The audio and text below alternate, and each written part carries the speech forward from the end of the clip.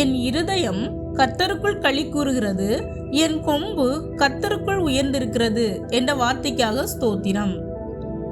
என் பகைஞரின் மேல் என் வாய் திறந்திருக்கிறது என்ற வார்த்தைக்காக ஸ்தோத்திரம். உமது இரட்சிப்பினாலே சந்தோஷப்படுகிறேன் என்ற வார்த்தைக்காக ஸ்தோத்திரம். கர்த்தரை போல பரிசுத்தமுள்ளவர் இல்லை, உம்மையல்லாமல் வேறு ஒருவரும் இல்லை என்ற வார்த்தைக்காக ஸ்தோத்திரம். எங்கள் தேவனை போல ஒரு கன்மலையும் இல்லை என்ற வார்த்தைக்காக ஸ்தோத்திரம். மேட்டுமையான பேச்சை பேசாதிருங்கள் என்ற வார்த்தைக்காக ஸ்தோத்திரம். அகந்தையான பேச்சு உங்கள் வாயிலிருந்து புறப்பட வேண்டாம் என்ற வார்த்தைக்காக ஸ்தோத்திரம். ஞானமுள்ள தேவனே உமக்கு ஸ்தோத்திரம்.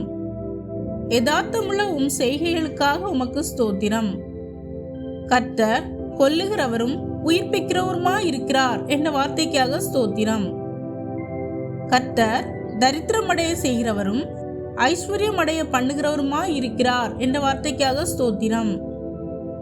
பாதாளத்தில் இறங்கவும் அதிலிருந்து ஏறவும் பண்ணுகிறவரே உமக்கு ஸ்தோத்திரம்.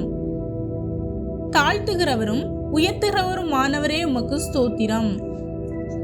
சிறியவனை புழுதியிலிருந்து எடுத்து எளியவனை குப்பையிலிருந்து உயர்த்துகிறவரே உமக்கு ஸ்தோத்திரம். அவர்களை பிரபுக்களோட உட்காரவும் மகிமை உள்ள சிங்காசனத்தை சுதந்திரிக்கவும் பண்ணுகிறவரே உமக்கு ஸ்தோத்திரம். பூமியின் அஸ்திபாரங்கள் கர்த்தருடையவைகள், அவரே அவைகளின் மேல் பூச்சக்கரத்தை வைத்தார் என்ற வார்த்தைக்காக ஸ்தோத்திரம்.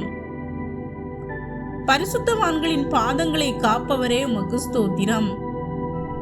கர்த்தரோடே வழக்காடுகிறவர்கள் நொறுக்கப்படுவார்கள் என்ற வார்த்தைக்காக ஸ்தோத்திரம்.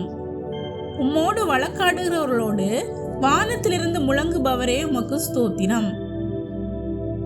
பூமியின் கடையாந்திரங்களிலிருந்து நியாயம் தீர்ப்பவரே உமக்கு ஸ்தோத்திரம். ஆமேன்.